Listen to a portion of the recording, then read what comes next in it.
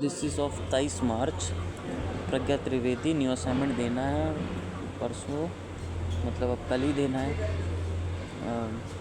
Late shoot कर रहा हूँ पर ये 23 मार्च का ही है। लक्षणा शब्द शक्ति पढ़ाया था। लक्षणा शब्द शक्ति में डिवाइड करा है रूढ़ि और प्रयोजन। प्रयोजन होता है किसी उद्देश्य को ध्यान में रखना, और प्रयोजन दो पार्ट में डिवाइड है, शुद्धा और गौड़ी। शुद्धा है उपादान लक्षण और गौड़ी भी है उपादान लक्षण। रूढ़ि लक्षण जो परंपरा से चला आ रही है, दाल में कुछ काला है।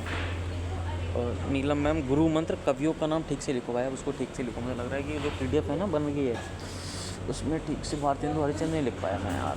हिंदी में उसको ठीक से लिखूँगा और सब कवियों का एक बार नाम पढ़ूँगा, उसको और डायरी में वो PDF में रख लूँगा, फिर डायरी में देख देख के रिवाइज़ करता रहूँगा। और नौशाद अली सर ने पढ़ाया था शब्द शक्ति। हाँ, एक जल पलावन की कथा, इसके बारे में अब राय और अलग धर्म चलती है। जल पलावन की कथा एक बार पढ़ना, एक बार इसके बारे में जानूँ जल पलावन की कथा क्या है। तो शब्द शक्ति अभिधा, मुख्य पूर्व बाधा, लक्षणा मुख्य पूर्व से संबंध। तो लक्षण भी दो पार्ट में डिवाइड है, रूढ़ि लक्षणार्थ और सेकंड है प्रयोजन वन। शब्द शक्ति 3 टाइप में, पहला अभिधा, दूसरा लक्षण और तीसरा व्यंजना। ठीक है, अभिधा लक्षणा व्यंजना। मुख्य पर बाधा, गधा किसी को मोटा कहेंगे दिखेगा, पर गधा इंसान को गधा थोड़ी ना कहेंगे।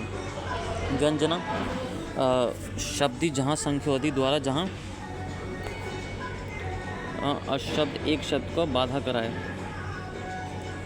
ऐसी कविता जहाँ व्यंग्यार्थ वाच्यार्थ से उत्कृष्ट तथा अधिक प्रभावशाली होता है, ध्वनि काव्य कहलाता है और एक ही उत्तम ही कार्य माना जाता है। ध्वनि वस्तु, ध्वनि वस्तु में तात्पर्य अर्थ की, यहाँ काव्य वस्तु के अर्थ के हम वस्तु ध्वनि कहते हैं, जहाँ किसी कविता में काव्याचित के अतिरिक्त किसी अन्य अर्थ का ध्वनि होती है। बाहर मिल अनेक अर्थ हो गए, इतना ही है, नहीं हो रहा।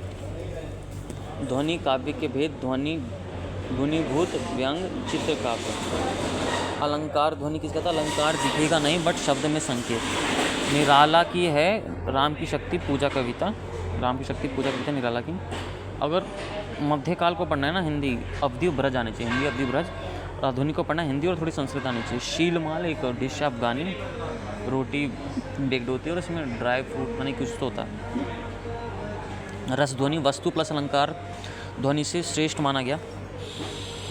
रसवादी आचार्यों के अनुसार जिस राज्य में रस का अस्पष्ट हो उसे रस ध्वनि कहा जाता है, इसे तीनों में श्रेष्ठ माना जाता है। This is of 23 March.